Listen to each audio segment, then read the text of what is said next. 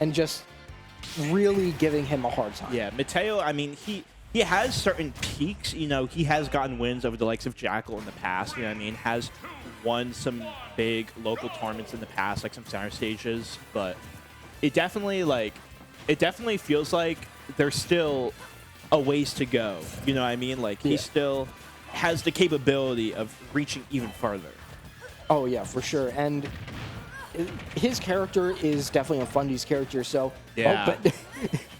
And just showing off just how good the character can be and how high the ceiling can be. Oh my goodness. But not showing it there as he gets 0 to death by Webb, and just really showing off how good Webb's advantage state can be. Yeah, Webb has been absolutely incredible over the past year or so, and we've really been seeing that. I mean, with these local tournaments, with him doing so well, I remember earlier this year he had that incredible like 10-set losers run at Fusion. So we know very well how good Webb is, but it is up to Mateo to, you know, bring this back. Yeah, and I feel like both players are working with the time they have. They're not really approaching too much and just playing the spacing game, kind of ebbing and flowing, hoping that one will approach in such a way that they're able to just kind of say, oh, you're going to approach? Well, I have something for you. And it's called an attack in your face. Yeah, I will say when Mateo is playing confidently, I think that's going to be one of the main keys for him to potentially get an upset here. I feel like when Mateo is playing, I mean, it goes for every single player, but I think especially for someone like Mateo, where Palu has a lot of different combo trees and a lot of different potential reads. Mateo, when he's playing confidently, it's like night and day. Yeah, and that was, I can't say it was a read, but it was a good position to be in, as Webb accidentally down airing into the up tilt. So going to be able to get this stock is Mateo. Yeah, even able to just get creative options is something that is going to be key for Mateo's game plan. It's something that has helped him get big wins in the past. But yeah, missing the tech right there, and yeah, it's going to be a whole stock up for WebbJP right here. Looking very good for Webb. Yeah, jabbing in the wrong direction is Mateo. So going to be eating a good amount of damage, and this stock might go any minute as Webb is just going at it right now. So much pressure. Able to inadvertently get a mix-up, it feels like, off of that bounce off the ledge. And actually able to get a solid 50% from that little interaction alone, but is it enough? I don't really know. Yeah, for sure. Webb is just smothering down Mateo and really just making it hard for him to be able to do anything. Miss tech again, but Webb not going to be doing anything about it. Trying to set it up for a potential kill. Ooh. Yeah, it is definitely... You're going to have to do so much if you're Mateo if you want to bring this back, but I think it will be interesting seeing how the next game goes if Mateo is able to bounce back from this deficit. Obviously, it's not possible to do it now, but if you're missing reads like that, maybe it's not meant to be for this game. Oh, but yeah, living off that down smash. That was a center stage one, so it's not going to kill just yet. But, you know, still, this is looking really rough for Mateo. He needs to be able to use the positioning well, and he's able to get the read on the drift. Hold on, so it's not over yet. Yeah, he's going to be able to get this stock. 141 possible still. Yeah, we could potentially see a classic Mateo stock here. I mean, we've seen him get some nasty combos before. I mean, we know he has those classic downers as well. We'll definitely have to wait and see what happens here, but if you're Webb, you cannot afford to blow this lead. Yeah, and both players are, like, they're missing in the most minute ways. Yeah. Like, they're very much reading, getting into their own heads, it feels. But, you know, both players doing really well. But, yeah, you needed to get the tech there, as up tilt, when you're that close, can actually just send right to the stage, as, you know, it sends kind of up and in just a little bit before sending out. So you need to be able to tech those. Yeah, Mateo playing a little bit too defensively, ends up, you know, re-grabbing the ledge and is vulnerable to that down tilt, ends up losing the game. But very valiant effort, I will say. I think that's the one thing about Mateo. You know, I play a lot of, you know, friendlies and like stuff in games with Mateo. The one thing is that it doesn't matter who you are, he will like not quit, you know? Yeah. He just doesn't. Yeah, for sure. He has a lot of longevity when it comes to these sets, and he's really going to be able to show that here. A little bit of a lead, and percent-wise, you know, he has it a little bit, but Webb going to be able to bring it back percent-wise, but not as much as that explosive flame into the double up air. Yeah, no, that's the other thing about Palu is that these combos just do so much damage. And Mateo is better than most Palu players at getting different types of combos. I mean, we see explosive flame into up air from close range. We don't typically see that, but we also don't typically see Webb. We typically see Webb do that, but we don't typically see an everyday Sheik player get that. Yeah, no, for sure. Interrupting the up B with the needles and just being ready with the bouncing fish to be able to get it. Webb now really showing just, oh no. Oh my goodness, did that? Okay, I was going to say.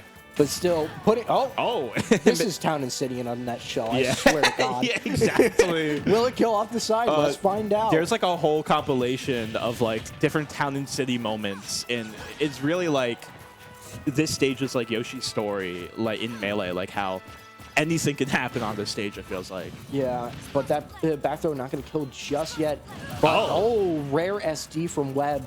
Accidentally hitting needles twice, so not going to be able to up B back to the stage. Listen, Mateo's not complaining, so, I mean, you just got to take that. And we don't typically see SDs like that at the top level, so you definitely want to use that as a potential momentum shift. And, yeah, I mean, I think something that we haven't tapped on just yet is counter pick to Town City is pretty interesting.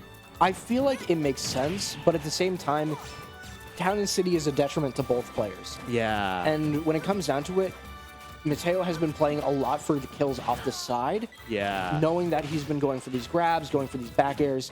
He hasn't really been going for the up air, like jump reads or anything like that, to be able to secure these stocks. Yeah, I will say Town City is not traditionally a Palutena counterpick stage.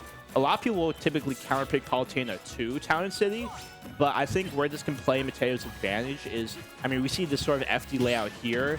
That can give something like dash attack more stage presence when Webb is up in the air. And then also the blast zones make it easier for stuff like back air to kill. Yeah. And oh my goodness, that's going to be a back throw. And will it kill? No, barely living. As Town and City, again, coming into play here. Yeah. Trying to go for a tri-state twister, but not going to be able to. But again, the situation where he's going to be down airing into the up tilt. But thankfully, this stage going to make sure that Webb is going to survive for a little bit longer. Yeah, Webb does do that down air pretty often because of the combo potential, since it is one of the least laggy down airs that like directly goes down like that. Yeah. So being able to punish that is also pretty crucial. But missing that grab, getting down smash. Yeah, that's unfortunate. And trying to go for a read, but you know, gonna be eating damage. But still, Mateo gonna be swinging out of disadvantage and getting a little bit of damage, but not getting the kill where. Oh no! Oh god, that platform came in at a scary time. Yeah, no, for sure. Again, another Town City moment potentially gone wrong, but we see the another close range explosive flame actually come in clutch. Yeah, that's for sure. Was, you know, originally done by Marcus way back in the day, and now every Palu from every region will be able to do it. Yeah. But I will say, I've talked to Mateo a bit about the explosive flame, how like I feel like against like low level players it's really easy to get those kind of things off, but it becomes so hard at the top level where it's really punishable if you miss an explosive flame. So Mateo being able to get one off like that, being able to get two off like that actually, as we saw earlier in the game, definitely a really crucial asset to have. Oh, for sure. And just in general, this is going slightly into Mateo's favor as, you know, just barely... Oh my god, getting the read and Mateo going down 2-0. But, you know, there were definite signs of life. But, you know, it is tough to take games off of Webb, especially just in general with how just smart Webb has been playing as of late and just how strong of a contender he's been. Yeah, for sure. I mean, Mateo doing everything in his power to try and take down Webb, but Webb just so good at this game. Sometimes that is just like it's not even really a top player difference because it's not like Webb is like worlds above Mateo, obviously, but you kind of see in those close situations how he's able to close out.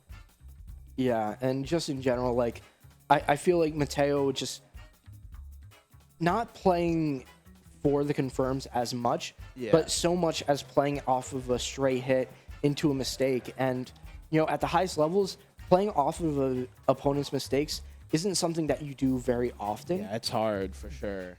but you take what you can get, and when you get those mistakes, Mateo definitely makes big strides when it comes to just making sure that those mistakes are detrimental. Yeah, and right there, I mean, he tries playing a little bit more defensively at the end there, but re-grabbing the ledge makes him vulnerable to that kill confirm. And this right here was this was really good, I believe. Yeah, it just like the whole entire situation. Yeah, so much pressure. Interrupting the up B using the needles just to be able to get the bouncing fish.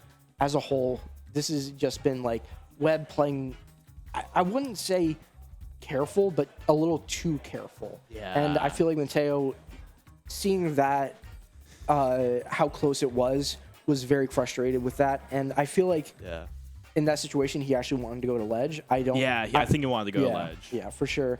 Definitely mistakes on both sides, but those mistakes can be detrimental, especially at the higher levels. Yeah. And Webb doing such a good job at just exploiting them.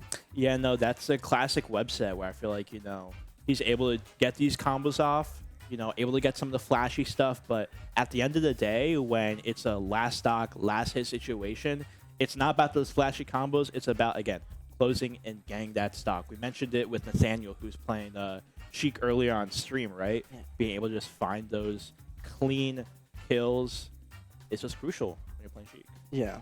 And I want to say it wasn't the cleanest set. For sure, both players were making mistakes, dropping kills when they should have been getting kills.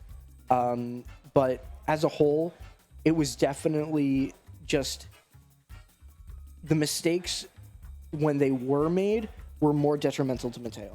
Yeah, sometimes there are certain sets that kind of get defined by that. But yeah, that was a pretty solid set. Looking at the rest of the bracket that we have here, we have some pretty interesting sets that happened. The player Cowhide took a Marvel to game 3, which is pretty interesting. So he's gonna be mad at me. I underseeded him. Oh, but no, it is what it is. But I will say, some players like that, he's usually a 2-2er, has the potential to really make upsets. Yeah. And when he's playing well, he's playing well, and that's the case with a lot of 2-2ers. They can make upsets, and that is the point. These 2-2ers. They be different, man. Yeah. in New Jersey, Tri-State unranked, it's tough out here. But yeah, looking some more. We also saw Hayes take Zamba to game 3, by the way. I mean, again, Zamba able to get the win, but like these are like some close sets. We also see a BDB defeat Sinister 2-1. I'm not sure if that's an upset, but like they're two very like evenly matched, skilled opponents. But I say as of late, it would be a upset. Yeah. As Sinister has been just so good. Yeah. Not only that, but just like better upsets as a whole. Yeah. And could potentially say that not beating BDB is an upset in and of itself. Mm-hmm. Yeah, and also looking at this bracket over here, we also see that Equaze got an upset over Justin Byleth 2-1, able to beat the Steve and the Byleth. So that's pretty interesting. Also, shout out to the fact that we have character data for all of this. Yes, shout out to our TOs who work tirelessly to make programs to be able to do character data a lot easier. It's so sick. It's incredible. I never would have thought that someone would be able to look at start.gg and say, I can work with this. Exactly. That's great. But we got a very interesting set coming up next. We got one of those up-and-comers in New Jersey in Marvale going up against a legend, Zamba. I'm very intrigued. I am moved. Marvale, definitely one of the best players here in New Jersey. I believe cracked top 10 this previous PR season.